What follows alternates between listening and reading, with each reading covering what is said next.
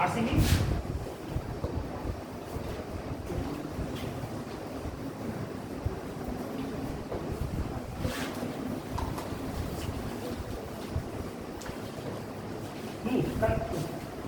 last in my previous lecture there was a student, that is you were the student who asked me that I have to focus on CSAT. And you are right. Let's discuss reading comprehension. क्या है reading comprehension? ठीक है, और आप खैर इससे पहले किसी एग्जाम में बैठे किसी एग्जाम में यूपीएससी के अलावा यूटीपीसीएस का बैठे हैं? I think there is no examination whether it is UPSC or UPPSC, you can say PCS or IAS, whether it is PGT or PGT, whatever, or any exam related to banks, there is not a single examination in which reading comprehension is not set. ये तो ऐसा है जैसे कि universal question है, that is set in every examination. Her exam में ये रहेगा. Now we are talking about UPSC, CSET की बात कर रहे हैं, प्रीलिमिनरी. जो हमने बात की थी कि इसका नेट एग्जाम वाला है, जो आपको हमने नेट बताया था. ठीक है, फिलहाल ये कह रहे हैं कि आप प्रिंटिंग पे बहुत सारा फोकस करेंगे. ठीक है, उसी पर हम बात करें. रीडिंग कॉम्प्रिहेंशन, प्रिलिम्स का जो एग्जाम है वो होगा 2 आवर्स का.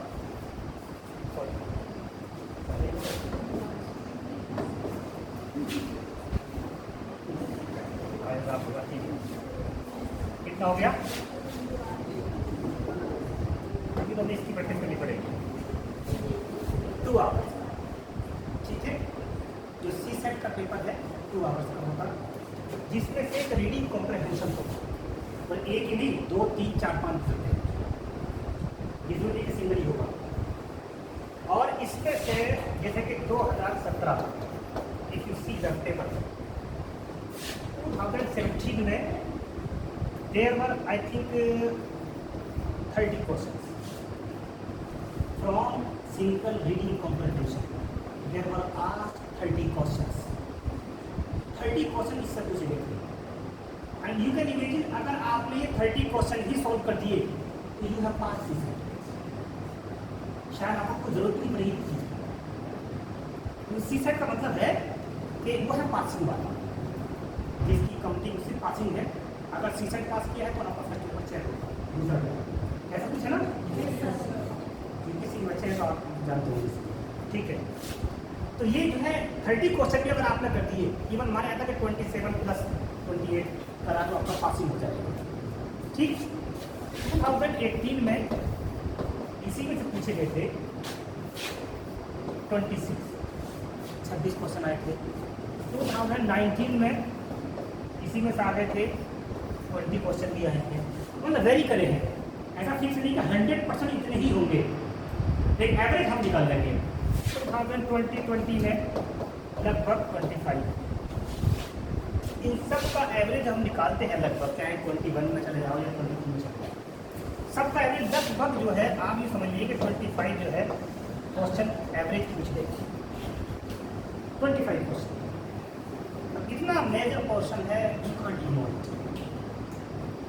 और ये it is not only in UPSC, as I told you, it is also set in UPPSC, in APO examination, clerk examination, PGT, PGT, whatever exams you attempt, you will find a reading comprehension. आप PGT के अगर PG करने के बाद जाएंगे तो मतलब PG के वहाँ चलिए, तो वहाँ भी आप PGT देंगे तो reading comprehension तो 100% होगा. UGC नेट का जो पेपर है, reading comprehension सबसे पहला क्वेश्चन वही मिलेगा. तो दोनों लैंग्वेज में होगा, हिंदी में भी होगा और इंग्लिश में. ठीक है नहीं, वो आपकी मर्जी किसी भी लैंग्वेज में आप करेंगे. इसी तरह का भी देखते हैं कि लगभग 25 क्वेश्चन इसमें एवरेज माना जाता है कि पूछता है रीडिंग कॉम्प्रिहेंशन के. अब एक ही क्वेश्चन है, उसके इतने क्वेश्चन है, इसका मतलब इट इज़ वेरी इंपॉर्टेंट. अपनी इंपॉर्टेंस है, इसको आप इग्नोर नहीं कर सकते. ठीक है, 2 घंटे दिए हैं. ऐसे बच्चे कभी कभी पूछते हैं टेक्निकल फॉर्म में कि कितना टाइम उनको दें घर पर. टाइम मैनेजमेंट बहुत बड़ी चीज़ है. अगर कभी बीएड करके यूपी टेट या सी टेट वगैरह का एग्जाम अगर किसी ने दिया हो, या दिया है किसी ने दिया सी टेट का एग्जाम, तो मैंने भी दिया नहीं बता रहा हूँ, चला जाता है नहीं बैठने के बाद। और ताजुब क्या है, ये टाइम मैनेजमेंट ही मैटर करता है।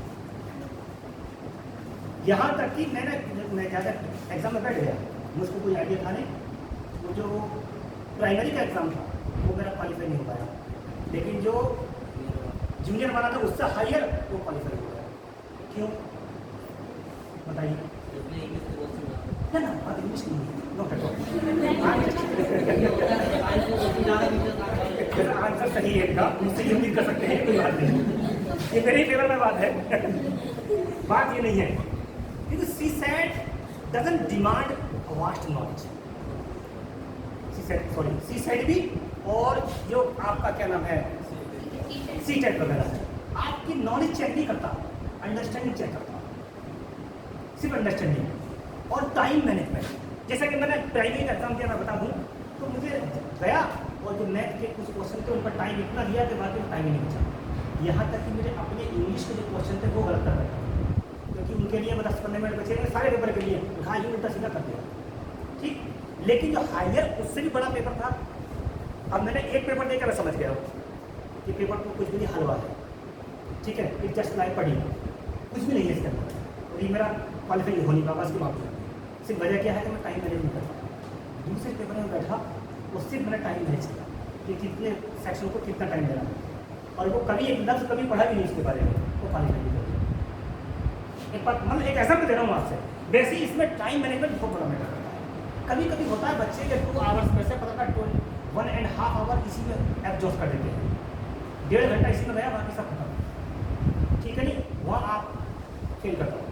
यहाँ तक कि कभी कभी जो आपके जिस पे आपको कमांड है वो भी नहीं कर पाओगे आप, अब if you have not manage your time proper, you have to manage your time proper. तो give at least, I recommend students 50 और 60 मिनट आप इसको दे सकते हो, एटलीस्ट 1 आवर रीडिंग कॉम्प्रहेंशन को आप दे सकते हो। ये 25% के हैं और लगभग क्वालिफाइंग की तरफ ही चला जाता है, तो आप 50 मिनट्स इसको दे सकते हो, चाहो इतना लगभग टाइम है आपके पास इसको देने के लिए, इससे ज़्यादा नहीं, ठीक है। करना क्या है इसमें, अब आप सबको मैं बताने डिटेल है, तो ये बात आप समझ आई कि 2 आवर्स का हो गया और लगभग 25 क्वेश्चंस एवरेज आपसे पूछे जाएंगे रीडिंग कॉम्प्रहेंशन, बाकी उसमें लॉजिकल रीजनिंग मैथ वगैरह है। इसी सेट का आपने जिसने देखा पेपर, एक बच्चा मुझसे कह रहा था पेपर लाने के लिए सेट बना, चलिए खैर वो तो ये 25 क्वेश्चन मतलब आधे से कुछ कम कवर कर लेता रीडिंग कॉम्प्रहेंशन, ठीक है। और इसलिए मैंने बता दिया कि आप किसी भी पेपर में बैठे रीडिंग कॉम्प्रहेंशन तो रहेगा ही 100%, क्लियर। चलिए आगे बढ़ जाओ,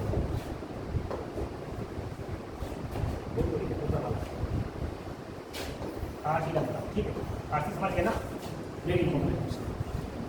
इसमें कई स्ट्रेटजी बताई गई कि कैसे आपको करना है, और मैं let me make it clear in initial stage. आपको टिप्स, मेथड्स, स्ट्रेटजी कुछ भी बताएं, लेकिन बेस्ट स्ट्रेटजी एक होती है, बस ये याद रखना। हम टिप्स बताएंगे कैसे आपको करना है, क्या तरीका है, कैसा मेथड वगैरह है, लेकिन जो बेस्ट अल्टीमेट स्ट्रेटजी है वो है constant practice and constant practice. ये यकीन मानो, रीडिंग कॉम्प्रहेंशन क्योंकि ऐसा तो है नहीं कि हिस्ट्री है, you have to memorise the dates on which the Panipat war occurred, ऐसे नहीं होगा ना। इसमें कोई आपको किसी डेट याद नहीं करनी है, मैथमेटिकल फॉर्मूले याद नहीं करने हैं, ना कोई लॉजिक रीजनिंग का वैसे याद करना है, ठीक। इसमें तो कांस्टेंट प्रैक्टिस ही मैटर करता है। कितना प्रैक्टिस आप पेपर करना है, पेज के लेकर भी आया हो कुछ पेपर्स वगैरह आपको प्रैक्टिस के लिए, और इसमें हर दिन हम 4-5 जितने भी अच्छे होंगे इतने हर दिन प्रैक्टिस कर रहे हैं, वो ज़्यादा बेहतर है। लेकिन कुछ टिप्स या हम मेथड देख लेते हैं क्या कहते हैं। As I told you in my previous lecture also, there will be a paragraph, ठीक है, पैराग्राफ मैंने इंडिविजुअल में बताया, ठीक है नी। पैराग्राफ में आपको क्या होगा कि क्वेश्चन नंबर 1, 2, 3, 4, अब चूंकि प्रीलिम में और मेंस का फर्क ये है कि प्रीलिम में जो है हर क्वेश्चन के ऑप्शन होंगे ए बी सी डी, ये फर्क है। मतलब आंसर का ऑप्शन ऑलरेडी दिया होगा, आपको सिर्फ you have to opt the correct answer. Mains में जाकर के ये नहीं होगा ऑप्शन, मेंस में सिर्फ क्वेश्चन होगा और आपको लिखना होगा उसका आंसर। ये फर्क है मेंस में और प्रीलिम में। इसका आइडिया है आपको already, you are aware of that? Okay, इसी तरह से होगा। आपको करना क्या है, एक ये यूनिवर्सल मतलब यूनिवर्सल ये मतलब कह लीजिए university, it is suggested by all the teachers और you can say the teachers of the competition that first of all read the text but not slow. आप रीडिंग हैबिट उससे पहले डेवलप करिए अपने अंदर, पढ़ने की आदत, सिर्फ मोबाइल पर नहीं, किताब पढ़ने का हैबिट, और हैबिट ही आपकी हो जाकर हेल्प करेगी। ये भी आदत ये मतलब सिर्फ ये आइडियलिस्टिक नहीं है, ये रियलिस्टिक बात बता रहा हूँ।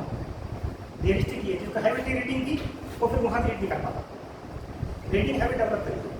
आप इसको इतना जनरल वे में पढ़ेंगे, मतलब फास्ट का मतलब इसलिए फास्ट कि ज़्यादा टाइम न लेगा, लेकिन आपको पूरा paragraph first of all read the whole paragraph. ठीक है, क्या क्या तरीके हैं इसमें?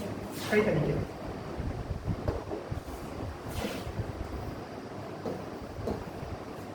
कुछ लोग करते हैं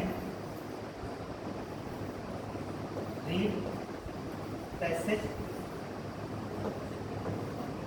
and then go to question. एक तरीका तो है रीड पैसेज, पहले पैसेज पढ़िए, देन गो टू क्वेश्चन, अब क्वेश्चन की तरफ जाएंगे। एक क्या है, कुछ लोग आपको ये सजेस्ट कर सकते हैं कि आप फर्स्ट ऑफ ऑल क्या करिए,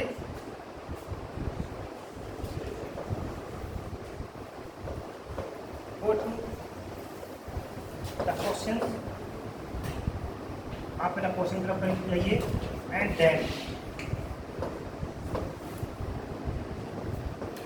रीड द पैसेज। डिफरेंट मिल जाएंगे दोनों ही, अगर आप देखेंगे सर्च करेंगे तो दोनों ही स्टेज बताएंगे लोग आपको कि आप पहले पैसेज पढ़िए फिर क्वेश्चन पढ़िए। कुछ कहेंगे कि पहले आप क्वेश्चन पढ़ लीजिए, उसके बाद क्या पढ़िए, पैसेज पढ़िए। लेकिन एज फार एज आई है, मेरा अपना जो मानना है, आपको जो समझ में आए कर सकते हैं। दोनों ही तरीके हैं, दोनों तरीके कर सकते हैं, लेकिन बेस्ट तरीका ये है कि आप पहले पैसेज पढ़िए, जनरल वे में पढ़िए, बहुत स्पीड से भी नहीं और बहुत आराम से भी नहीं। इतनी स्पीड से आप पढ़ लीजिए कि आपको पैसेज पढ़कर उसका एक जनरल आइडिया हो जाए कि इसकी क्या कह रहा है,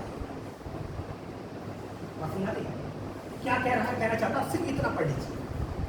उसके बाद आप सीधा जाइए क्वेश्चंस की तरफ, जो मैंने पहले लेक्चर में बताया, क्वेश्चन की तरफ जाइए। लेकिन keep in your mind you have to read only the questions, not the options. ये मिस्टेक मत करना कभी भी। बच्चे करते क्या है कि क्वेश्चन पढ़े और एकदम से उसके अब वो भी देख लेंगे क्या ऑप्शन मिलेंगे। आप पहली फर्स्ट रीडिंग में सिर्फ क्वेश्चन पढ़िए, ऑप्शन ना पढ़े किसी भी। ऑप्शन पढ़ेंगे आप तो आप भटक जाएंगे 100%। कि फिर आप सारे ऑप्शन जब दोबारा पैसेज पढ़ोगे तो वहाँ जाकर सर्च करोगे। तो keep your mind, first of all read the passage, then go to the questions. ठीक है, क्वेश्चन आप तरीके से देख लीजिए क्या क्या है। क्वेश्चंस में एक आता है कई बार, जिसको एंकर वर्ड भी अपनी भाषा में बोल देते हैं, कुछ भी कह सकते हैं एंकर वर्ड, और कुछ कह देते हैं कीवर्ड। ये नोट कर लीजिए। आप एंकर वर्ड खांसने वाले वर्ड या कीवर्ड क्वेश्चन में छांटिए। हर क्वेश्चन में कीवर्ड होगा। कीवर्ड का मतलब कि कोई वर्ड है जिसके बारे में पूछ रहा है, वो अपने जहन में फिट कर दो कि क्या पूछ रहा है। I repeat, first of all read the passage, then go to the question. Question पढ़ते वक्त मैंने बता दिया आप ऑप्शन ना पढ़ें पहली रीडिंग में, ये गलती ना करें। आप क्वेश्चन पढ़ते वक्त उसके जो कीवर्ड्स हैं क्वेश्चन के अंदर वो नोट करें, जहन में नोट करना बहुत उसकी ज़रूरत नहीं है।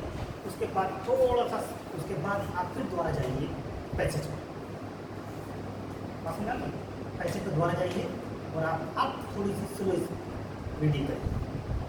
और ये डिपेंड करेगा आपके टाइम पर, कितना टाइम आप टाइम मैनेज करना सीखिए। मैं पहले भी कहता हूँ, CSAT एक ऐसा पेपर है, CSAT क्या सारे कॉम्पिटिटिव एग्जामिनेशन आपके टाइम पर बहुत डिपेंड है। जिसने टाइम मैनेज करा, कभी कभी ऐसा होता है, ये अपना तजुर्बा बताऊँ, एक्सपीरियंस, ठीक है, क्योंकि आपके पास बहुत सारी चीज़ें होंगी लेकिन शायद एक्सपीरियंस मुझसे कम होगा, तो कंफर्म है, तो बस एक्सपीरियंस बता रहा हूँ। एक्सपीरियंस ये है कि बहुत सारे एस्पिरेंट्स जो होते हैं UPSC के या बाकी कॉम्पिटिशन के, they have a lot of vast of knowledge, but they fail due to the lack of time management. बहुत सारे मेरे खुद के फ्रेंड्स ऐसे बहुत रहे हैं, मैं I know that they have lot of knowledge, a sea of knowledge, समुद्र है उनके पास नॉलेज का, लेकिन टाइम ऐसा मैनेज करते हैं वो सब अपनी नॉलेज को भी सही यूटिलाइज करते हैं। मैं हमेशा recommended I suggest the student that you must have the knowledge, but you must also have the trick to utilise that knowledge. उस नॉलेज को यूटिलाइज करने की ट्रिक अगर नहीं है, टाइम मैनेजमेंट नहीं कर पा रहे, तो कभी भी नॉलेज भी कैसी रहती है, सब कुछ है, ठीक है।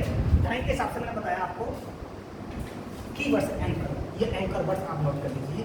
उसके बाद पैसेज पढ़िए स्लोली पैसेज पढ़ते वक्त आप जो भी कीवर्ड आपने देखे हैं, ठीक है नहीं, उसको आप टिक करते जाइए पैराग्राफ में, जहाँ जहाँ वो है, ठीक है नहीं, टिक करते जाइए। उसके बाद आप क्वेश्चन सॉल्व देखते रहिए। दूसरा तरीका, कभी कभी लोग कहते हैं कि पहले आप ये वाला सेकंड ऑप्शन बताते हैं, क्या, go to the question and then read the passage. ये तब होता है आमतौर पर जब स्टूडेंट के पास टाइम कम होता है। जैसे कि आपने पहले अटेम्प्ट किया, एक और कॉम्पिटिशन की फिक्र है जो सभी टीचर आपको बताएंगे कि first of all try to solve those questions over which you have the comma. हाँ, ये तो हर क्वेश्चन उसमें एग्जाम में, चाहे UPSC का मेंस हो या इंटरव्यू, कुछ भी ऐसा ही है, इंटरव्यू तो मतलब मिस है, कोई सा एग्जाम हो, आप सबसे पहले वो क्वेश्चंस अटेम्प्ट करिए जो आपको अच्छी तरह से आते हैं, ये आप कभी मत भूलिए। उसके बाद दूसरे पर जाइए जो कम आते हैं, क्योंकि जो आते हैं उसको प्रॉपर टाइम मिल जाना चाहिए, वरना आमतौर पर होता क्या है, मेरे खुद के साथ कई साथी हैं ऐसे, मेरे सीनियर भी रहे हैं और मैं जानता हूँ तो बहुत नॉलेज था, even I tell you my experience, I am sharing experience. UGC NET जब मैंने क्वालिफाई किया जैसा, ठीक है, तो मेरे सीनियर ने मुझे सेकंड जो उसका CSAT टाइप पेपर होता है उसमें, UGC नेट एक CSAT पेपर आता है, सबके लिए कॉमन होता है, चाहे वो किसी सब्जेक्ट का, ठीक, उसमें रीडिंग कॉम्प्रिहेंशन भी होगा, लॉजिक रीजनिंग भी होगी, ठीक है नहीं, और GS भी होता, सब कुछ होता सब। तो मुझे उन्होंने पढ़ाया 6 महीने तक, मुझे पढ़ाया, बड़े इंटेलेक्चुअल में, आज ही मानता इंटेलेक्चुअल है, पूरे 6 महीने मुझको पढ़ाया, क्योंकि मैं थोड़ा कमज़ोर था उसमें, मुझे लगा ठीक है, बोलिए अब तो ठीक है, मैंने सेटिस्फाई हूँ। लेकिन जब एग्ज़ाम दिया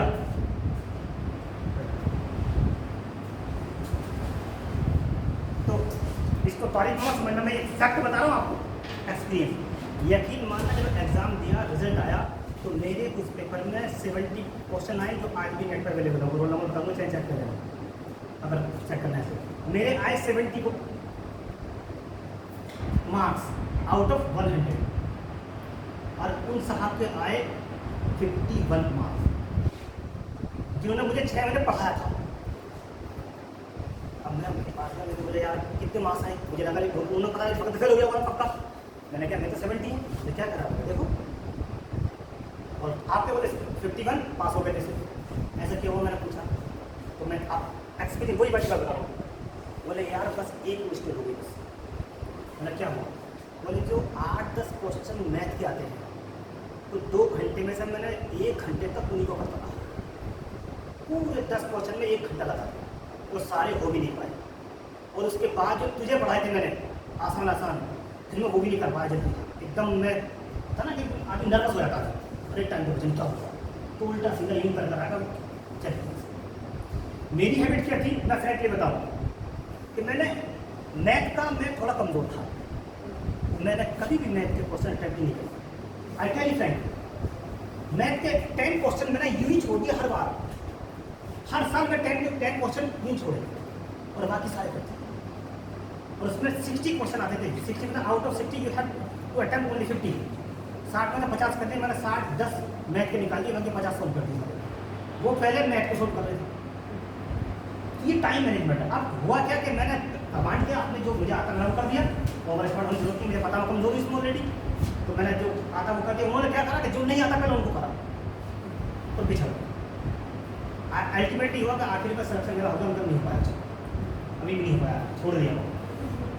तो ये कभी कभी बता रहा हूँ कि वास्ट नॉलेज, और मैं जानता हूँ ही है ग्रेटर नॉलेज देन मी, मैं आज भी मानता हूँ बहुत नॉलेज है, लेकिन टाइम मैनेजमेंट की वजह से कभी कभी आदमी मार खा जाता है। इसीलिए मैं बता रहा हूँ आपको कि अगर टाइम कम है तो ये स्ट्रेटजी आप अपना सकते हैं। कौन सी? कि पहले क्वेश्चन पढ़ लीजिए, अगर टाइम नहीं है तो उसके बाद पैसेज पढ़ लीजिए। प्रॉपर टाइम है तो सीधा यही करेंगे। क्या करेंगे आप?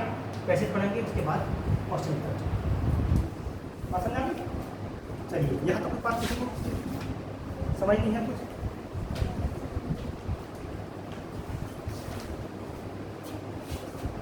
एक चीज और मैं बताऊँ, जो फर्स्ट रीडिंग आप करेंगे पैसेज की, फर्स्ट रीडिंग मैंने कहा उसको थोड़ा सा फास्ट पढ़ो। फास्ट का मतलब इतना ना हो कि सिर्फ आवाज़ ही निकले और समझ में कुछ ना आए, इतना फास्ट करना। फास्ट का मतलब यह है कि जनरल आइडिया हो जाए, इतना general idea that you have to find out the title.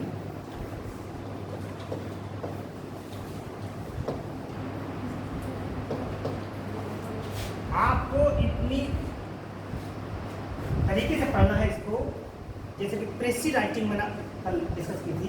प्रेसी writing में आमतौर पर टाइटल पूछता है, ठीक है, मैक्सिमम यहाँ पर टाइटल वगैरह तो सर 1% पूछ सकता है पैराग्राफ का, लेकिन आपको पूछे या ना पूछे इसका मतलब नहीं है। आप फर्स्ट रीडिंग पढ़ते वक्त try to know the title of the message. अगर आपने इस तरह से पढ़ा है कि that you are able to give a proper title to the passage, it means you have understood the general idea of the passage.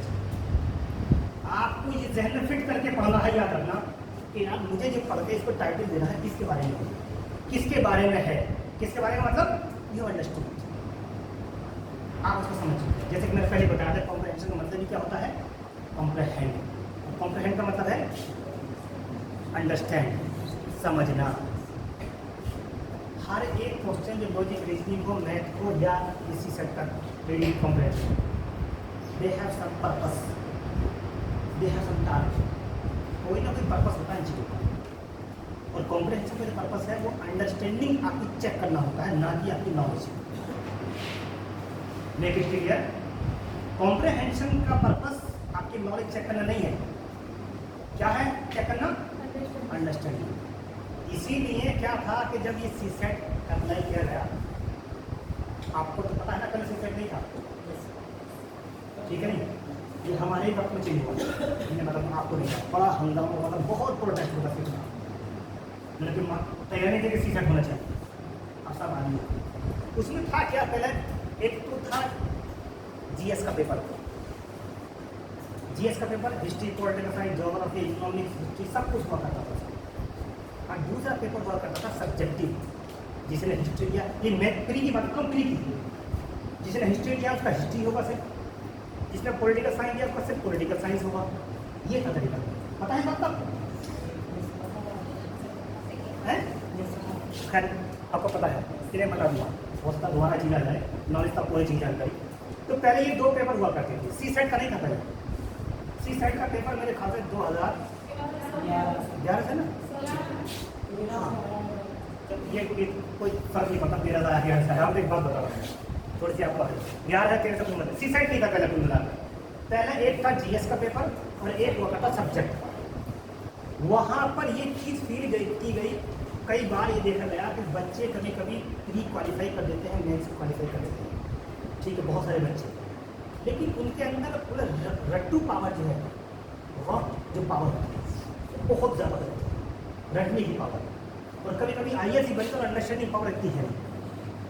सिर्फ रट कर नॉलेज को लेकर बन गया। जैसे कि सपोज दैट भाई आपको, जैसे कि सपोज दैट आपको टीचिंग में जाना है, एक बार रट के भी आप काम कर सकते हो, ज़्यादातर क्लास में पढ़ा दो जो बच्चों को आराम पड़ा, ठीक है। लेकिन आप अगर IAS बनना तो रीडिंग हैबिट आपकी काम नहीं करेगी, पब्लिक डील करने की। उसके साथ साथ आपको अंडरस्टैंडिंग पावर होनी चाहिए। ये बात जब फील की गई कि कुछ बच्चे ऐसे भी आ रहे हैं जो बहुत ही ज़्यादा रट्टू किस्म के और इतनी अच्छी अंडरस्टैंडिंग नहीं उनके अंदर, ठीक, तो ये फील किया गया कि ऐसा क्या चीज़ है कि रटनी पावर जो है, नॉलेज के साथ साथ अंडरस्टैंडिंग पावर भी डेवलप हो। तब ये पेपर इंट्रोड्यूस किया गया CSET। और CSET में प्रैक्टिस के अलावा रटना कुछ भी नहीं है, 1% रटना चीज़ नहीं है। इसीलिए इसमें सबसे ज़्यादा फोकस जो किया है वो रीडिंग कॉम्प्रिहेंशन को दिया है, इतना ज़्यादा किया है ताकि अंडरस्टैंडिंग पावर बच्चे की डेवलप बढ़े, ठीक है। कहाँ पूछे, कहाँ से कहाँ पूछे? हाँ, तो आप इतनी तेज पढ़ लीजिए इसको कि आप उसका टाइटिल या सब टाइटिल निकाल सकते हैं। टाइटिल सब टाइटिल निकाल लोगे, इसका मतलब यह है कि आपने पैसेज पढ़े। पैसेज जो आते हैं आपको तो मैं आपसे बता दूँ, UPSC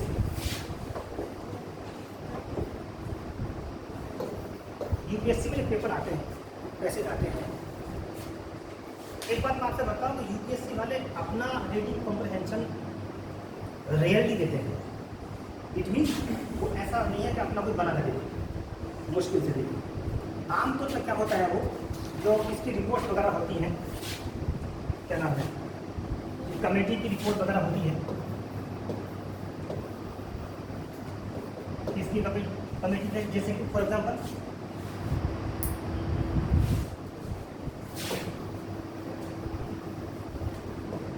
कमेटी रिपोर्ट क्या हो सकती है, कमेटी का नाम बताओ, ये रिपोर्ट दी होगी,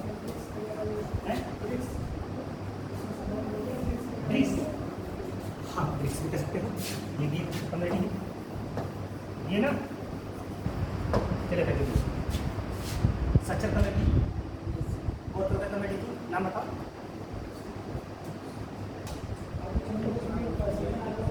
है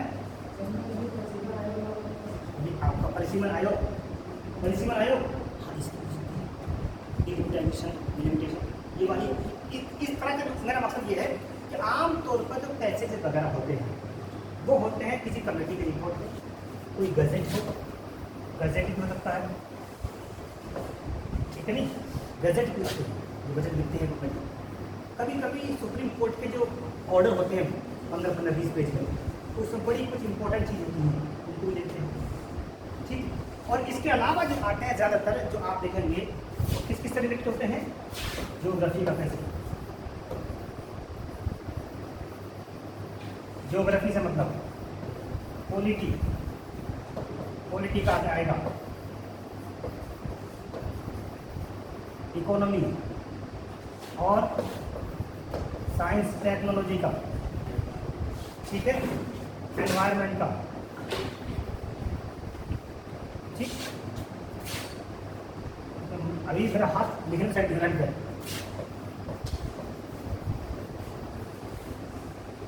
क्या एक बार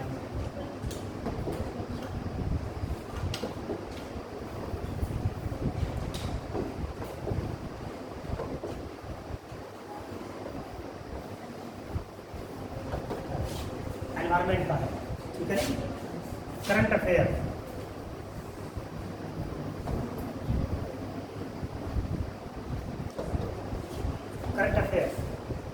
ये सब जो है इन्हीं पर ज़्यादातर पैराग्राफ। अब इनके लिए मैं आपसे सिर्फ बता दूँ दूसरी बात, एक चीज़ और कि आप जब भी कॉम्प्रिहेंशन से अलग जो पढ़ते हैं आप, ठीक है नहीं, पॉलिटी भी पढ़ेंगे, ज्योग्राफी पढ़ेंगे, इकोनॉमी पढ़ेंगे, सोशल साइंस पढ़ेंगे, एनवायरनमेंट पढ़ेंगे, इनकी वोकैबुलरी पर अच्छा ध्यान दें। लैंग्वेज बेटा, लैंग्वेज का कोई अलग से पेपर तो होता नहीं है एक पासिंग के अलावा, लेकिन आपसे बता दूँ कि लैंग्वेज का ही सबसे बड़ा खेल भी होता है। जिसका लैंग्वेज में कमांड नहीं है वो तरीके से ना तो केमिस्ट्री पढ़ पाए, ना ज्योग्राफी पढ़ पाए, ना हिस्ट्री पढ़ पाए, ना पॉलिटिकल नहीं पढ़ पाए, ठीक है नहीं। मेरा ही अपना फ्रेंड 10 साल कोचिंग करके वापस आ गया और 30 लाख रुपये खर्च कर सिर्फ मैं जानता हूँ वही वेरी टैलेंटेड, बहुत टैलेंट है उसके अंदर, और अब कोचिंग चला रहा IAS की वो, ठीक है। लेकिन he had a lacuna. Lacuna क्या थी? He was from Madrasa background, he had the command of the Urdu and Arabic. मैंने उससे कहा था शुरू में, अलीगढ़ में पढ़ते थे जब वो जा रहा था, कि भाई मैंने अगर आपको UPSC करनी है तो आप पहले हिंदी या इंग्लिश एक लैंग्वेज का कमांड कर लीजिए। ये कभी कभी ओवर कॉन्फिडेंस की वजह से, एक्स्ट्रा टैलेंट की वजह से सजेशन नहीं माना। अब जब मैंने कहा कि थोड़ा मेरे रोल आकर वो आएगा लैंग्वेज, कभी लैंग्वेज का क्या होगा? अरे लेकिन लैंग्वेज तुम समझोगे नहीं, जानोगे नहीं किसी चीज़ को, तो जब लैंग्वेज ही नहीं आएगी तो बात को समझोगे कैसे?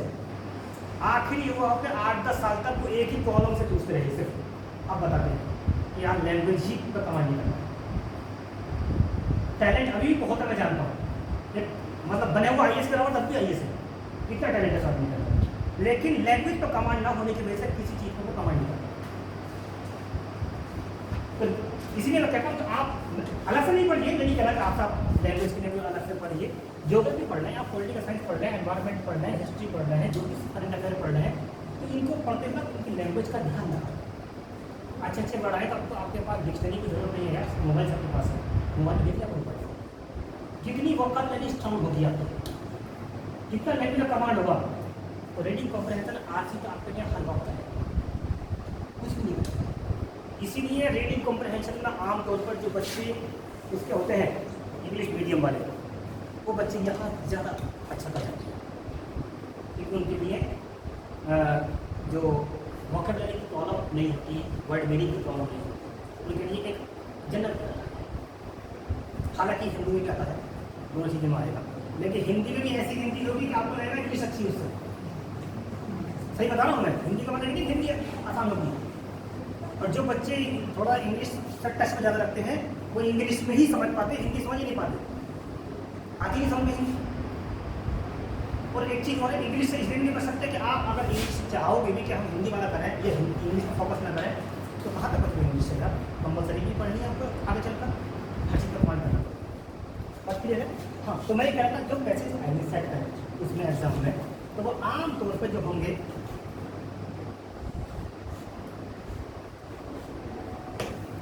पानी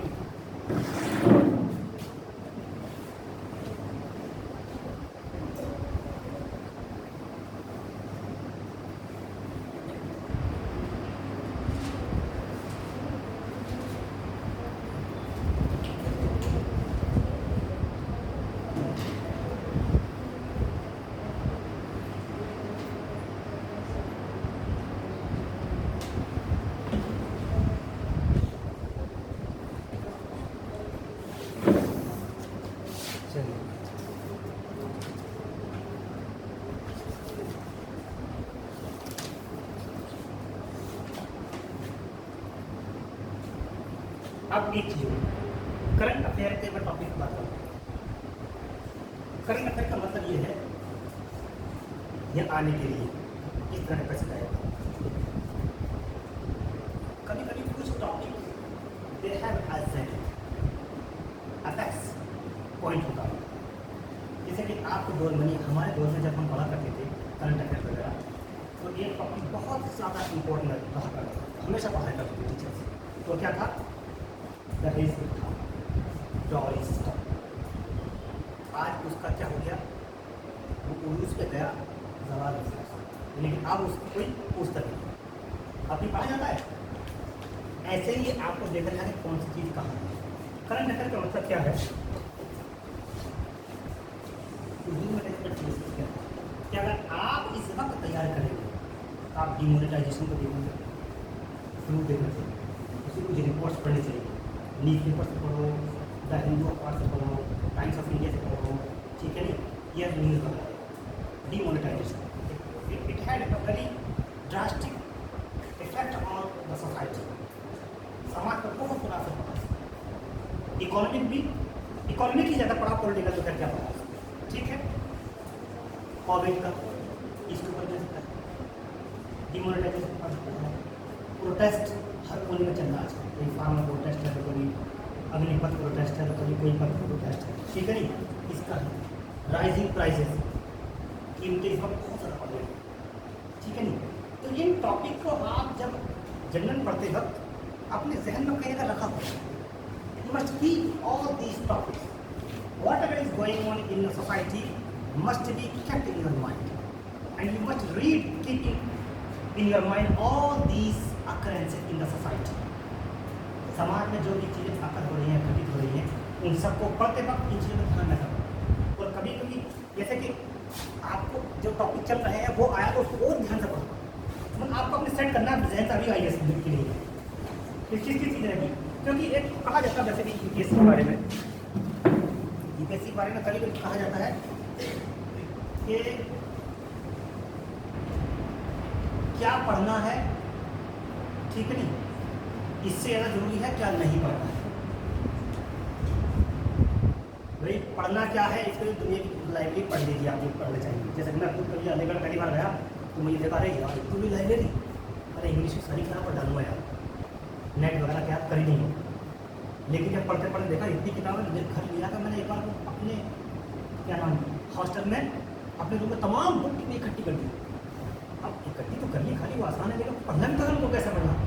खैर मेरे सीनियर आए, डिपार्टमेंटल प्रोफेसर बन गए थे वहाँ, उन्होंने कहा क्या कर रखा देंगे, मैंने क्या सब पढ़ने के लिए कहते हैं नेट यूजीसी तो नए हो लग रहा है। मैंने क्या तो बेटे ऐसा है पढ़ने से ज़्यादा ये सीखो क्या क्या नहीं पढ़ना। उन्होंने 28 सारी किताबें और उसमें 5 किताबें मुझे दिखा के बाकी बोले सब लाइन जमा करता हूँ, इनको देख देख कर तुम्हारा दिमाग खराब हो जाएगा। ये 5 किताबें पढ़ लो ये काफ़ी, उसके बाद सोचना क्या पड़ता।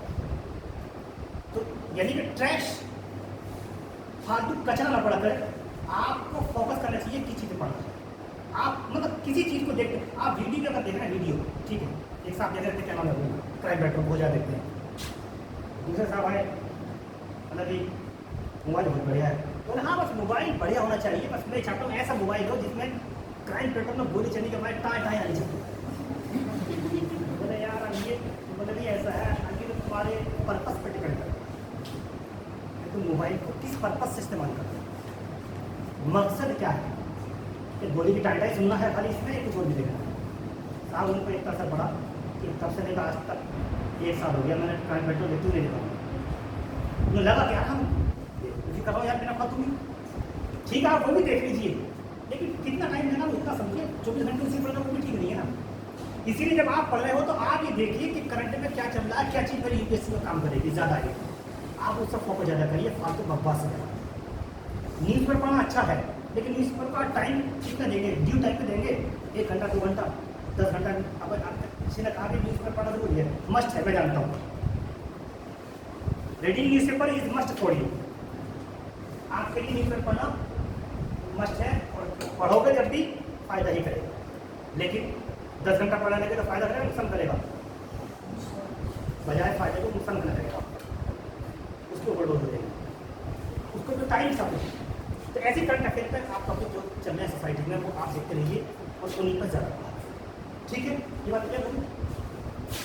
खैर मैंने बताया था कि किस किस चीज़ में आते हैं कैसे कैसे।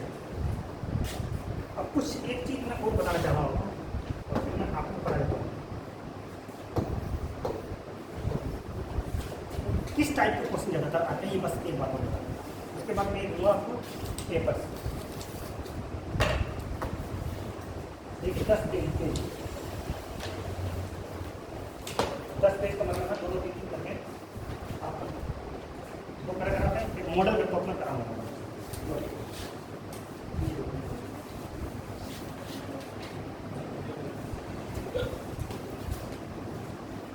पीछे दो एक दूसरे के साथ एडजस्ट करते हैं,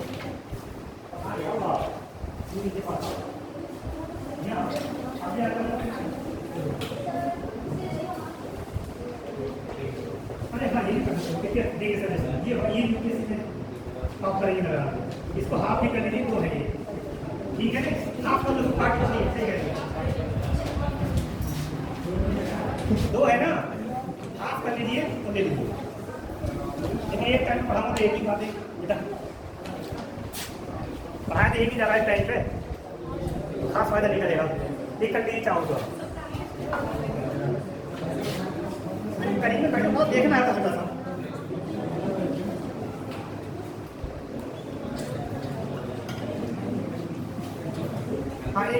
इसका फोटो ले लीजिए आप, पिक ले लो और मोबाइल में देख लेना, कोई बात नहीं जिसके पास नहीं है। बेटा हाफ लेने से फायदा इसलिए नहीं होगा कि एक टाइम पर करामा तो एक ही, दोनों तो अलग अलग है ना, ये बहुत ज़्यादा फायदा नहीं होने वाला है हाफ से। फोटो ले लीजिए, उसका फायदा होता है।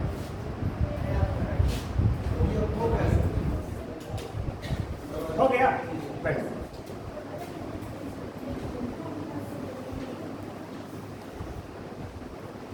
देखिए दो तरीके के क्वेश्चन आमतौर पर आते हैं, इसी में समझ लेंगे।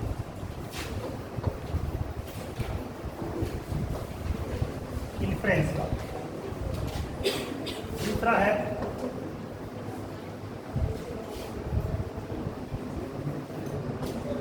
एजम्पशन, तीसरा है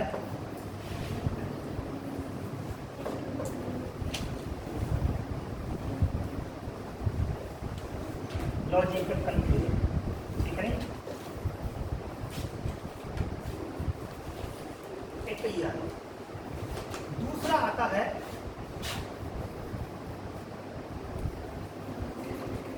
डायरेक्ट क्वेश्चन।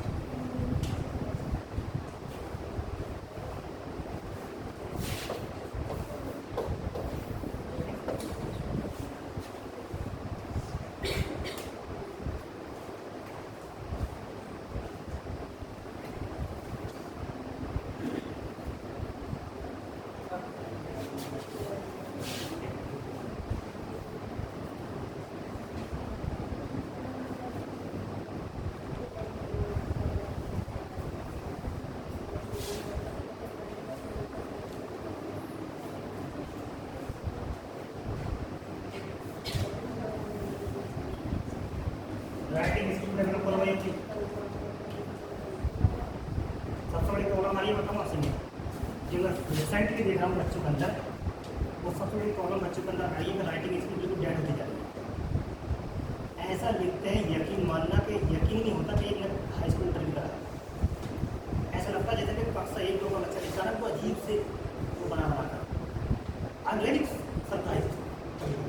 हालांकि मेरी कहता राइटिंग सबकी अच्छी ही होती है, मेरी खुद की राइटिंग अच्छी नहीं है, लेकिन इतना कहो कि legible means that can be right, ये पढ़ी जा सकती है ऐसी तो। ठीक है, चलिए छोड़िए, अरे चलिए देखिए इन्फ्रेंस। एक क्वेश्चन जो आता है वो आता है इन्फ्रेंस टाइप। इन्फ्रेंस का मतलब होता है निष्कर्ष टाइप का क्वेश्चन आता है। आपने क्या इन्फ्रेंस निकाला, क्या निष्कर्ष निकाला, क्या कर दिया। ठीक, एक तो यह है।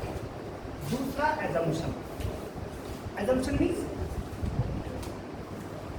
एजम्पशन मीन्स एज्यूम कर, हिंदी में कहते हैं आम धारणा बोलते हैं, इंग्लिश अच्छी है सर, एज्यूम करेगा। ठीक है नहीं, मतलब माने एज्यूम। तीसरा क्वेश्चन आएगा लॉजिकल कंक्लूजन।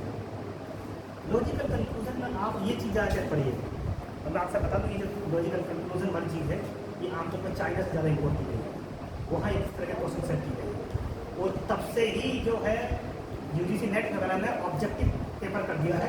ऑब्जेक्टिव इस तरह का बनाया है कि वो आपको उसके लिए थियरी पढ़नी ही पड़ेगी, only then you can be able to solve the question. वो लॉजिकल कंक्लूजन। जैसे कि एजम्पशन में आपको क्या करना है, मैंने जब शुरू में कहा था कि आप पहली रीडिंग की दीजिए और पहली रीडिंग में टाइटल या सब टाइटल निकालने की कोशिश करें। ठीक है नहीं, अगर आपने कर लिया तो आप समझ जाओगे कि क्या एज्यूम किया है राइटर ने। First of all avoid your on personal biases. आप पढ़ते वक्त ही समझ लीजिए ऑब्जेक्टिवली पढ़ोगे गजब। ठीक है, तो आप रेडी करते वक्त एक तो समझ लीजिए ऑब्जेक्टिव पढ़ना, ऑब्जेक्टिव समझते हैं, ऑब्जेक्टिवली अपने पर्सनल बायसेस प्रेजुडिस इसके अंदर नहीं करना है। आप क्या मानते हो किसी टॉपिक के बारे में, इट डजंट मैटर। राइटर क्या मानता है, इट मैटर्स। ये बात बहुत समझना, जैसे कि सपोज दैट को जेंडर बेस पे आ गया, ठीक है नहीं, ऐसे भी साफ होते हैं कि जेंडर पर PhD करी है वो इतने ज़्यादा बायस रहते हैं। मैं खुद अगर जेंडर पे अगर कोई वीमेन एम्पावरमेंट का कोई पैराग्राफ आता है तो मैं अपने आप को उसमें अपने व्यूज मिक्स करने से मतलब खुद बचा नहीं पाता अपने आप को। मेरी PhD है उसमें। तो आप ये समझ लीजिए जब भी आप पैराग्राफ पढ़ें तो आप ये आप अपने बारे में सोचना बंद कर दीजिए आप क्या मानते हैं इसके बारे में। आप उस चीज़ सोचिए राइट करते हैं, क्योंकि ज़्यादातर लड़के गलती करते हैं इस बात से। लगता है यार ये तो बात समझ में ठीक नहीं है, ऐसा होना चाहिए नहीं, जो ऑथर ने वहाँ लिखा है वैसा ही होना चाहिए। आप अपना दिमाग इस बारे में बताओ क्या होना चाहिए, जो उसने लिखा है वो आप उसको समझिए क्या बोल रहा है। ठीक, तो एजम्पशन आपको मानना है ऑथर का, नॉट योर ऑन। अपने आप एज्यूम मत करिए, राइटर ने क्या एज्यूम किया है वो मानना है। और वो एज्यूम कब होगा, जब आप फर्स्ट रीडिंग करोगे, उसका टाइटल वगैरह सब टाइटल निकालने की कोशिश करोगे तो आप यह समझ जाओगे राइटर क्या एज्यूम कर रहा है, क्या धारणा बना रहा है, क्या कॉन्सेप्ट अपने जहन में चल रहा है उसका इस पैराग्राफ को लेकर। तो कॉन्सेप्ट निकालना है, ठीक है नहीं, assumption, logical conclusion.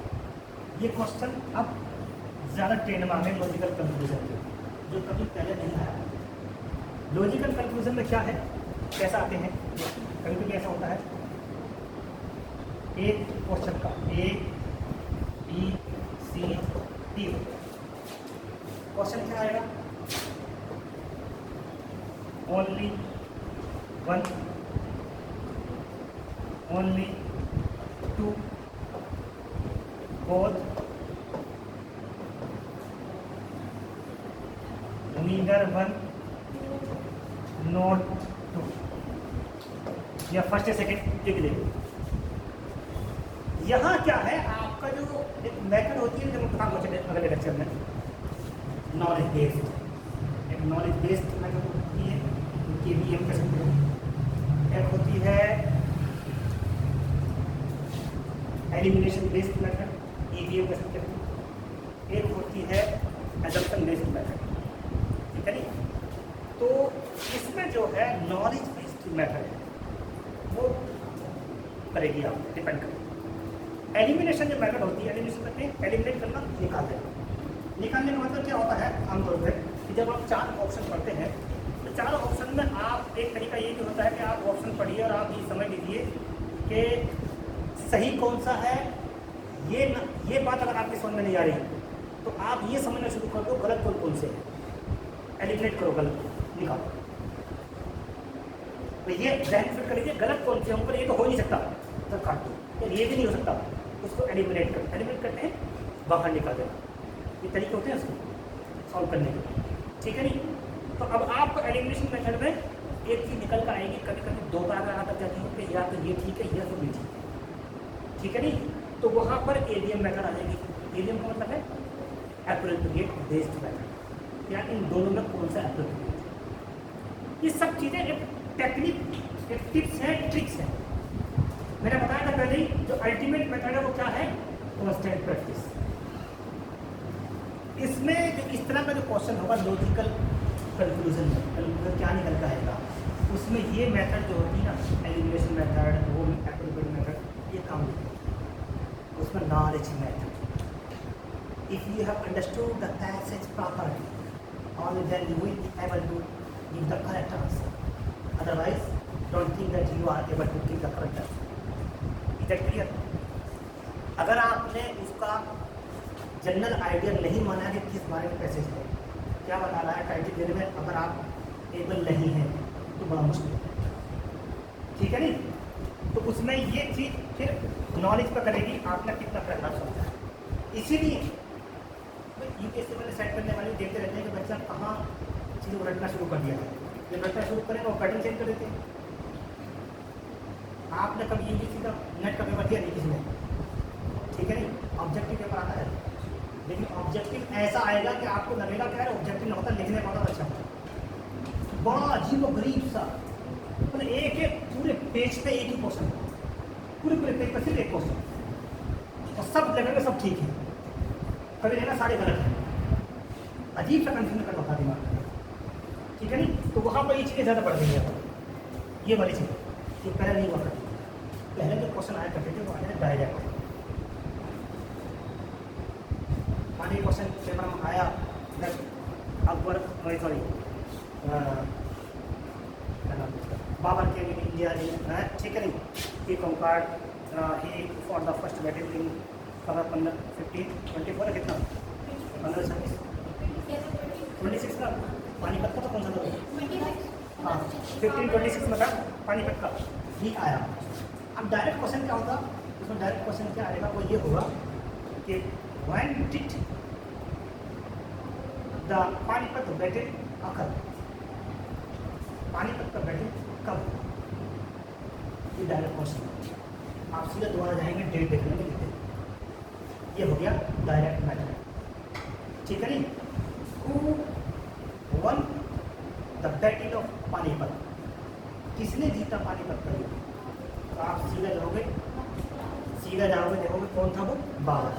These are the direct method, ये करंटली डायरेक्ट है जो अब लगभग डायनासोर की तरह लुप्त हो चुकी है। यानी कि अब मतलब रियली इस तरह के क्वेश्चन पूछे जाते हैं। अब क्वेश्चन पूछ जाते हैं इन्फ्रेंस के, एजम्पशन के, लॉजिकल कंक्लूजन के, जहाँ सिर्फ अंडरस्टैंडिंग पैराग्राफ के साथ साथ आपको अपने दिमाग की घोड़ी उड़ाने पड़ेगी। डायरेक्ट कोई क्वेश्चन होगा ही नहीं, यानी कि पूछेंगे जो कभी कभी तो आपको इतने क्वेश्चन मिलेंगे, ये जो क्वेश्चन है वो ऐसे है कि आप पैराग्राफ से पढ़ोगे आपको लगेगा पैराग्राफ से पूछे नहीं क्या पूछ रहे, वो आपसे इन्फ्रेंस पूछेगा, बताइए इसका क्या निकल के आता है, जिस्ट क्या है इसका। अब जिस्ट तो आपको वहाँ छाड़ नहीं सकते, वो तो आपको अगर आपने पढ़ लिया तो बिना पैराग्राफ को दोबारा पढ़े आप ऐसे लिख दोगे जिस्ट। हाँ डायरेक्ट मेथड के लिए आपको पैराग्राफ में देखने पड़ेगी डेट क्या है, किसने युद्ध जीता है, युद्ध हुआ कहाँ था, उसके लिए आप दोबारा पैराग्राफ देखोगे छाड़ के देखोगे। लेकिन ये वाले इन्फ्रेंस के एजम्पशन के इनका माइनस पॉइंट भी ये है और एक प्लस पॉइंट भी है। प्लस पॉइंट ये है कि अगर बच्चे में अंडरस्टैंडिंग पावर अच्छी है तो एक बार समझ लेगा, दोबारा क्वेश्चन पढ़कर डायरेक्ट दे सकता है, उसको जरूरत भी नहीं है ज़्यादा दिमाग खराब करने की, क्योंकि ऑब्जेक्ट तो है नहीं मात्र पैराग्राफ देखने की जरूरत है। एक बार देख लिया समझ लिया क्या है इन्फ्रेंस, आपने निकाल लिया, टाइटल बता दिया आपने ये टाइटल होगा इसका, तो आप इन्फ्रेंस निकाल लिया आपने किसके बारे में है, एज्यूम भी कर लिया राइटर ने क्या एज्यूम कर रखा है, ठीक। लॉजिकल कंक्लूजन राइटर ने क्या निकाला है वो आपने समझ लिया, समझ आ गई। तो ये डायरेक्ट मेथड के तो कम हो गए हैं और ये वाला पोर्शन अब ज़्यादा आने लगा है एग्जाम, इसीलिए फिर वही आ गए कि आपको अंडरस्टैंडिंग पावर बढ़ानी पड़ेगी, पैराग्राफ को एक बार समझ रखिए, ठीक है। चलिए आज इसका इतना है, सॉल्व कर लेते देख लें।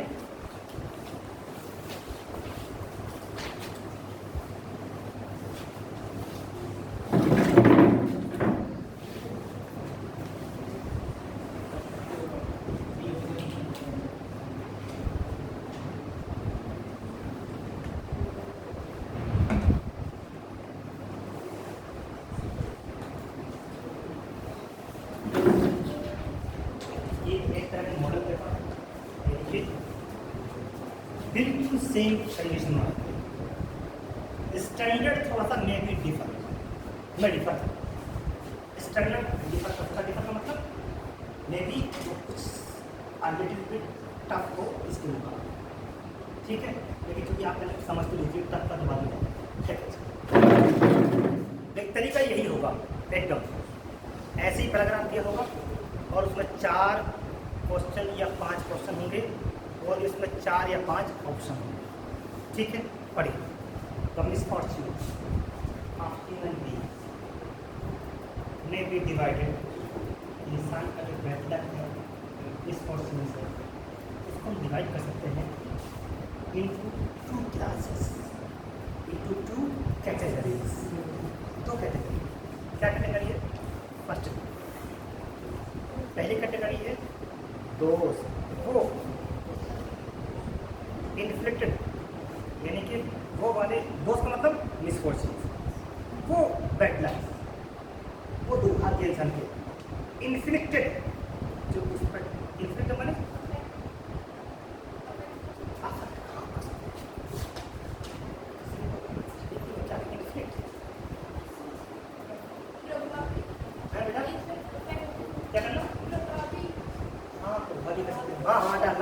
मारना पीटने की नहीं अफेक्ट चलेगी, हाँ बात हो जाएगी, you are right. Inflicted by the non human environment, वो मिसफॉर्च्यून जो उस पर प्रभावी हुए हैं, डाले गए हैं, कैसे? बाय नॉन ह्यूमन एनवायरनमेंट के द्वारा, ठीक है नहीं। Non human environment, not human. अगला सेकेंडली, दूसरा जो misfortune those inflicted by other. दूसरा मिसफॉर्च्यून वो है जो दूसरे लोगों के द्वारा उस पर डाले गए। किसी को गलत केस में फंसा दिया, किसी की प्रॉपर्टी जब्त कर ली, किसी का मर्डर कर दिया, किसी घर में चोरी कर ली। These are the misfortunes that are inflicted by the other people on some other people. लोगों के द्वारा लोगों पर ही इन्फ्लिक्ट किए जाते हैं। एक वो है जैसे कि अर्थक्वेक आया, अभी कहाँ आया? कब आया पता है आपको? अभी ये अर्थक्वेक आया ना, हाँ। पर इतने अलर्ट रहिए। अभी मैं एक बच्चा का इंटरव्यू देख रहा था, बीपीएससी क्रैक किया था, मेरे ख्याल से वो सबसे यंगेस्ट लड़का था। तो उसका कहना था कि मैं यूपीएससी क्रैक करने से पहले मैंने ये सोचा कि मैं पहले मतलब आईएएस फॉर्मली आईएएस बनने से पहले आईएएस बन जाऊँगा। ये जिस का उसकी बात का, जैसे कि उन्हें पहले ही जाना शुरू कर दिया ये झुग्गी वगैरह में, लोगों की हेल्प करी, उनको खाना बनवाना, उनको हालचाल पूछने, सारे काम जो आईएएस वगैरह करने चाहिए पहले करने शुरू कर दिए। अपनी मेंटेलिटी जो है ना भी आईएएस वाली बना। तो वही बात आपकी है कि आप थोड़ा सा करंट कहाँ क्या पकड़ा घटित हो रहा है वो आपके जहन फौरन मिल जाना चाहिए। हमसे पहले आपको पता चलना चाहिए कहाँ क्या हुआ।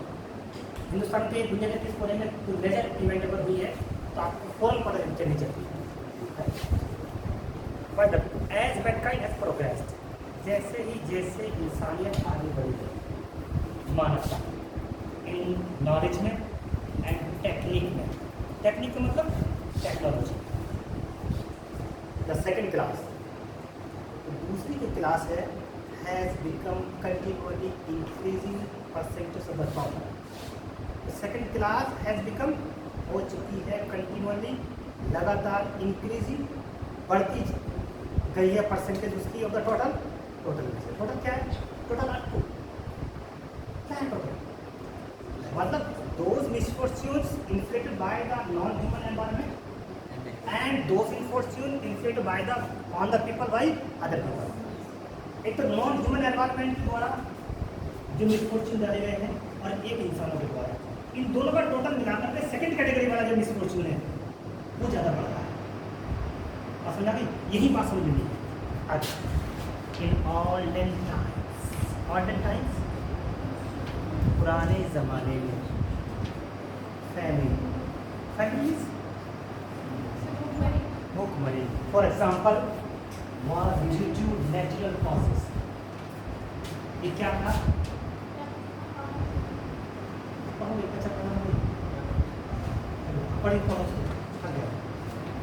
पढ़िए बेटा, हाँ पढ़ो। सेकंड पैराग्राफ पढ़ो।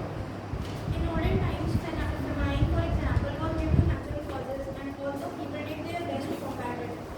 Large number of them died of starvation. थोड़ा हल इसकी तेजी नहीं है सर, हमें समझना है।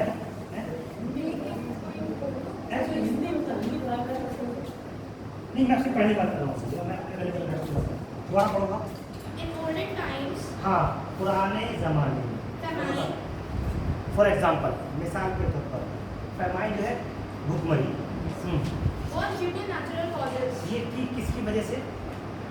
नेचुरल कॉजेज, प्राकृतिक जो आपदा जैसे कि अर्थक्वेक है और फ्लड्स है, ड्रॉट है, और क्या होता है? Tsunami. And although people did their best to combat it. हाँ, all the people did their best to combat it। यदि लोगों ने अपने पूरे भरसक प्रयास did their best का मतलब है पूरी कोशिश करना। लोगों ने किया to combat it, इससे लड़ने। combat करते हैं लड़ना। वैसे combat का मतलब होता है duel। जब दो लोगों के बीच फाइट होती है तो combat को बोलते हैं। चलिए हाँ। Large number of them died of starvation. फिर भी लार्ज नंबर ऑफ है, उनमें से बहुत सारे लोग डाइड ऑफ स्टारवेशन। स्टारवेशन में फिर भी बहुत सारे लोग भूख से मरे। Next, At the present moment, at the many present parts moment, जी sir,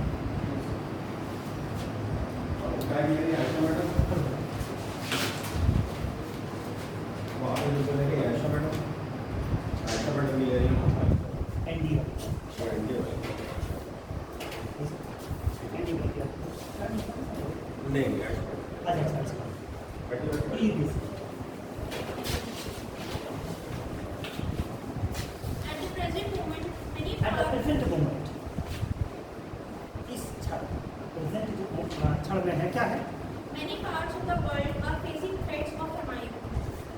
parts of the world are facing threats of famine. बहुत सारे हिस्से हैं दुनिया के जो आप भुखमरी का सामना कर रहे हैं। आगे तो Although natural causes have contributed to this situation, इस सिचुएशन को नेचुरल कॉज ने बहुत ज़्यादा कंट्रीब्यूट किया है, बहुत ज़्यादा है। the principal causes are human. लेकिन मुख्य कारण है वो क्या है? आगे The evils that men inflict on each other, The evils, वो बुराइयाँ जो लोग एक दूसरे पर डालते हैं, ये इन्फ्लिक्ट अब तय करिए आप इच अदर पर क्या है वो? हाँ, have their main source in evil passions rather than in ideas or beliefs.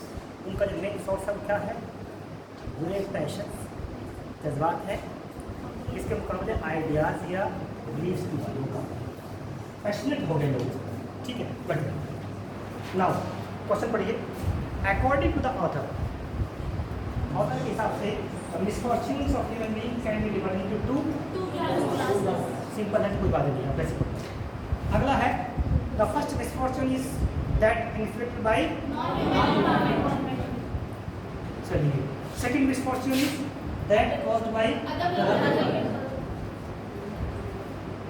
Eight the present moment the main source, the main cause of misfortune of mankind is science, technology, other human being, famine. क्या है?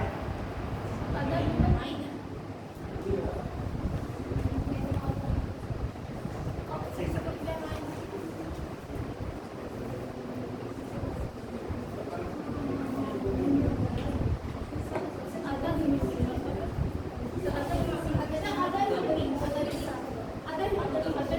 why did you change your idea? क्यों?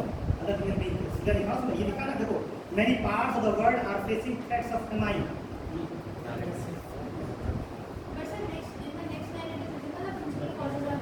Yes, right.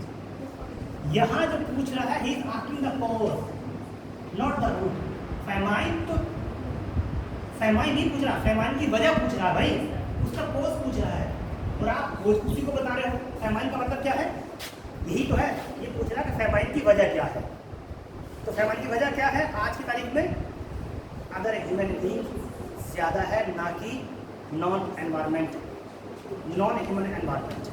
ये कहना, इसमें gist क्या है इसका? Title क्या दोगे इस पैराग्राफ को? पहले बताइए जल्दी से, हम वो बात तो भूल ही गए। हाँ बेटा,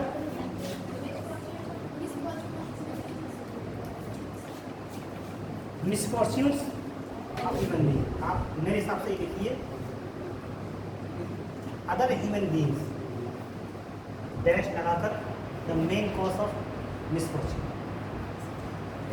इसका फोकस ये है कि नेचुरल जो कैलेमिटीज हैं, जो नेचुरल कैलेमिटीज हैं जिनमें अर्थक्वेक है, ठीक है, या बाकी फ्लड्स वगैरह है, इन्होंने लोगों को परेशान तो किया है, लेकिन इसका चिस्ट ये कह रहा है, कई बार ने बात कहती है कि इनके मुकाबले आज की तारीख में इंसान पर ज़्यादा मिसफॉर्चून कर रहा है, ना कि natural calamities. Non human environment बोले इतना जो है इन्फ्लिक्ट नहीं कर रहा है मिसफॉर्चून, जितना कि इंसान दूसरे, मतलब कि इंसान पर दूसरा इंसान कर रहा है। ये तो इसका जिस्ट है, इन्फ्लुएंस तो इसका ये निकल आया है। कई बार ये बात कही है, कई बात कही है, कॉज भी यही पूछा है, लास्ट की लाइन में ये बात कही है। ठीक है, कॉज भी है सिचुएशन, एक प्रिंसिपल कॉज आर ह्यूमन। एक मुख्य कारण जो है वो इंसान ही है मिसफॉर्चून का। ये बात है। तो आप लिख सकते हो ह्यूमंस या अदर ह्यूमन बीइंग, या ह्यूमन लिख सकते हो मेन कॉज ऑफ मिसफॉर्चून। इंसान ही मिसफॉर्चून का दूसरा, मिसफॉर्चून की मेन कारण, मेन कॉज है, रीजन है। ये आप इसको टाइटल लिख सकते हो। कभी कोई टाइटल भी पूछ लेते हैं, इनको ऐसी में ज़्यादा पूछते हैं, इसमें रियल लिख सकते हैं। ठीक है, तो इसलिए आप कॉज की वजह से अदर ह्यूमन बीइंग्स ना कि करना है। आगे question, the main reason for men exposing each other to evil is idea, passions, convictions. Ideas, beliefs, तो लिखा है साफ साफ। rather than का मतलब इसके मुकाबले, आइडियाज और बिलीफ के मुकाबले ज़्यादा जो क्या है, evil passions। ये बुरे भाव हमारे अंदर पैदा होते हैं, इसी की वजह से इस क्वेश्चन पैदा हो रहा है, ना कि आइडियाज। आइडियाज का मतलब क्या लगा जा रहा है, what does you want to say. Ideas और बिलीव्स के मुकाबले इम्प्रेशन ज़्यादा इस क्वेश्चन पैदा कर रहा है। आइडियाज और बिलीव का मतलब ये है कि अगर किसी का आइडिया ही ऐसा है, बिलीफ ऐसा है, तो वो मिसक्वेश्चन पैदा कर रहा है। लेकिन इससे कोई मिसक्वेश्चन पैदा नहीं होता। जैसे कि सब होता है, कार्ल मार्क्स का आइडियाज था इकोनॉमिक सिस्टम को लेकर के, बात होगा तो हो सकता है कुछ लोगों को इसका नुकसान भी होगा, ठीक है नहीं, क्या कुछ लोग और भी बहुत सारे इस तरह के आइडियाज या बिलीफ आए हैं, ठीक है, रिलीजियस बिलीफ हो सकते हैं लोग, उसमें रिलीजियस बिलीफ, अब हम आमतौर पर कहते हैं इस बात को, अगर रिलीजियस बिलीफ की वजह से आदमी ज़्यादा आतंकवाद कर रहा है, ज़्यादा फैल रहा है। लेकिन सच ये है कि रिलीजन की कोई कहते नहीं है कि आप आतंकवाद फैलाइए, टेररिज्म फैलाइए, वो है इविल पैशन लोगों के, उनका पैशन ही ये है, ठीक है नहीं, जो टेररिज्म फैलाए या गंदगी फैलाए, ये चीज़ कहती है इविल पैशन, ना कि बिलीफ से। बिलीफ में तो ये चीज़ है ही गलत, ये कहना चाहता हूँ। बात समझ आ गई? नेक्स्ट पैराग्राफ पढ़ने का अगले चलिए कौन पढ़ेगा? बोला बेटा। Man is a rational animal. So man is a rational animal, इंसान जो है वो क्या है, रैशनल मींस rational numbers. तर्क करने वाला इंसान, उसके अंदर free only main difference between man and animal is rationality. Man has rational power and non-human. It means animals don't have rational power. यही फर्क है इंसान का जानवर का। ये फर्क नहीं है कि उसके चार पैर होते हैं, इंसान के हाथ होते हैं, ये फर्क है ना, ये कोई बात ही नहीं है। फर्क नहीं है, रैशनल पावर होती है इंसान में, जानवर में नहीं है। तो man is a At rational least power, I have been told. जैसे कि मुझे बताया है, कम से कम जैसा मुझसे बताया है। Throughout my long life, मेरी पूरी जिंदगी, long life, I have looked diligently for evidence in favor of this statement. I have looked diligent, मैंने देखा डिलीजेंट की मींस का मीनिंग डिलीजेंट की मेहनत करके, डिलीजेंट, डिलीजेंस और इंटेलिजेंस। डिलीजेंस कहते हैं मेहनत करके, मेहनत करके मैंने बहुत लेबोरियसली देखा है। क्या देखा है मैंने? एविडेंस, सबूत तलाश किए हैं बहुत मेहनत करके। In favour of this statement, इस स्टेटमेंट के फेवर में, किस स्टेटमेंट के? That man is a rational, ठीक है। But so far I have not had the good fortune of to come across it. लेकिन so far, लेकिन अब तक I have not had the good Fortune, लेकिन ये ऐसा लक मेरा आज तक नहीं रहा है कि मैं इस बात से कम अक्रॉस इट, ये चीज़ मुझे कहीं मिल जाती। हाँ रैशनल, अगर रैशनल ही होता इतना तो इतनी तबाही बर्बादी क्यों होती? जितना रैशनल हो रहा है इंसान, इतनी बर्बादी शुरू हो रही है, इतना ही एनवायरनमेंट को बर्बाद कर रहा है, सब कुछ कर रहा है, ये कहना चाहता हूँ, ठीक है, right. On the contrary, contrary, I have seen the world plunging continually further into madness. हाँ ये बात करी, बल्कि इसके विपरीत, on the opposite, I have seen, मैंने देखा है, द वर्ल्ड, दुनिया को प्लंगिंग, डूबते हुए, कंटिन्यूअली, प्लंग कहते हैं, प्लंग मींस होता रहता ना, डूबते हुए लगातार, किसमें? इनटू मैडनेस, पागलपन में डूबता जा रहा है इंसान। आगे next, I have seen great nations, मैंने बहुत सारे राष्ट्र देखे हैं, formerly farmer leaders leaders of of civilization, जो पहले कभी सिविलाइजेशन के लीडर कहे जाते थे, led astray by जो preachers of एक्सट्रीमिस्ट, भटकते हुए, भटकना मतलब भटकते हुए देखे हैं by preachers of bombastic nonsense. और एक चीज और सुन लीजिए, एक ट्रिक ये भी कही जाती है कभी कभी कि आप जब पैराग्राफ पढ़े कॉम्प्रिहेंशन रीडिंग, ठीक है नहीं, तो कुछ इसमें आपको पढ़ते हुए भी इम्पोर्टेंट लाइन लगी है, यहाँ लगती है इंसान को, उन इम्पोर्टेंट लाइन पर भी को भी टिक कर दिया है, पहले रिमूव कर सकते हैं इसका मतलब। जैसे कि पहली बात है man is a rational animal, ये इम्पोर्टेंट बात है। दूसरे में आया बॉम्बास्टिक प्रीचर बॉम्बार्डिंग नॉनसेंस से पहले भटकते हुए देखें लोग, ये बात आप टिक कर सकते हैं। आगे बढ़िए। All this is हाँ, depressing. प्रीचर्स All, नहीं कहता कि मैंने बहुत सारे लोग देखे हैं जो कभी सिविलाइजेशन के लीडर्स कहते हैं, लेकिन मैंने उनको भटकते हुए देखा है ऐसे बाई द प्रीचर्स, माने बेशक जो पढ़ाने वाले हैं काय के बॉम्बास्टिक नॉनसेंस। बॉम्बास्टिक क्या होता है? हाई फ्लोन वर्ड, बहुत लंबे चौड़े वर्ड है, ये कर दो वो कर दो, ऐसा मिलेगा, स्वर में चले जाओ, देखा में चले जाओ, ऐसा मार दो। इस बॉम्बास्टिक नॉनसेंस का मतलब है बड़ी हाई फ्लोन वर्ड यूज करना अपनी स्पीच में, इसको ठीक है नहीं। ऐसी ऐसी नॉनसेंस फालतू बकवास से आप लोग को भटकते हुए देखा मैंने, बड़े बड़े अच्छे लीडर्स और भटक जाते हैं सब बात। चलिए, all this is depressing. लेकिन ये सब चीज़ है क्या? But gloom is a useless emotion. लेकिन निराशा, होपलेसनेस, डिसअपॉइंटमेंट, ये क्या है? ये बहुत ही यूजलेस माने फ्यूटाइल इमोशंस, फीलिंग, ऐसे नहीं होना चाहिए। यानी निराशा नहीं होती। हाँ, Erasmus was एरास्मस का नाम सुना आपने? ये बात है, ग्रेट फिलोसोफर, बहुत बड़े फिलोसोफर है एरास्मस। चलो मतलब Erasmus was probably right when he asserted that शायद बहुत ही ठीक कहा था उन्होंने जब उन्होंने ये बात असल्ट जोर देकर कहना। क्या कहा? that folly is perennial parent and कहते हैं पेरेंट परमानेंट, कांस्टेंट, ठीक, अनएंडिंग, जिसमें अंत ना हो, एंडलेस, पेरेनियल है। and at the human race has survived.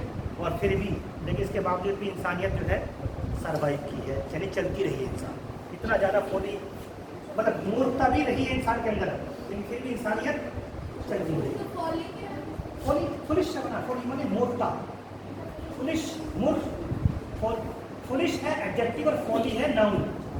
पसंद आ रही? फोली नाउन है और फुलिश उसका एडजेक्टिव, मूर्खता। Aristotle was the first to proclaim explicitly Aristotle, Aristotle, हर लोग देखो Aristotle. father of biology, political, father of biology, father of biology Aristotle. Aristotle. चलिए ठीक है, ये बात करेंगे। वह द फर्स्ट प्रोक्लेम, प्रोक्लेम माने दावा करने वाला था, एक्सप्लिसिटली माने क्लियरली, एक्सप्लेन करते हुए। That man is a rational animal. ये देखिए, ये होता डायरेक्ट मेथड, ठीक है नहीं? डायरेक्ट मेथड में क्या होगा? का सिस्टम आएगा that who claim that man is a rational animal, ये डायरेक्ट क्वेश्चन आते हैं। ऐसा नहीं है, आसान भी होंगे। तो ये बोलता है बस क्या करेगा वो? वर्ड की मीनिंग चेंज कर देगा, प्रोक्लेम की जगह क्लेम कर देगा, असर्ट कर देगा, ठीक है नहीं? या who insisted, who one of the following philosophers insisted that human being, a man has reasoning power. ऐसे बोलते हैं। इंसान के रीजनिंग पावर होती है। ये किसने इंसिस्ट किया था? वर्ड को चेंज करके, मतलब एरिस्टोटल। चलिए, His unimpressive reason for this unimpressive, impressive called impressive मतलब जो असर डाले, अनइम्प्रेसिव बड़ी तभी, ठीक है, जो मतलब असर न डालते। Unimpressive reason for this view was that some people can do some. बड़ा अनइम्प्रेसिव माने बेवकूफ़ी वाला जो उसका जो तर्क था एरिस्टोटल का खुद, तो इसलिए कहा था उन्होंने कि आदमी रैशनल होते हैं। क्यों कहा था? क्योंकि कुछ के आदमी जो है सम कर लेते हैं। सम का मतलब 2 + 2 = 4, 2 + 2 = 4, और ये ताकत होती है इंसान में, होती है जानवर में। बोले इसलिए इंसान क्या होता है? रैशनल होता है। ये तर्क देता उन्होंने, जबकि ये तर्क बड़ा होना बेवकूफ़ी वाला होता है। इसीलिए कहा अनइम्प्रेसिव, मतलब 100% गलत नहीं है, लेकिन अनइम्प्रेसिव कहते हैं। बोलते चलिए कल का है इसको अगले दिन।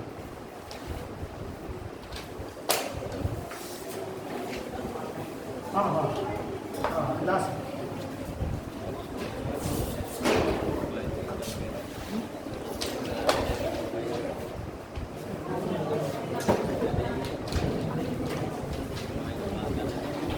कॉम्प्रहेंशन में सिर्फ 2 लेक्चर और होने हैं, उसके बाद जनरल इंग्लिश, ठीक है नहीं?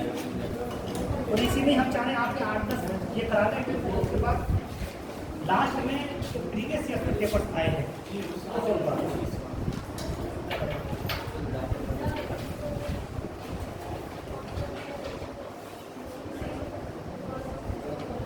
बात समझ आ रही है नहीं आ रही? चलिए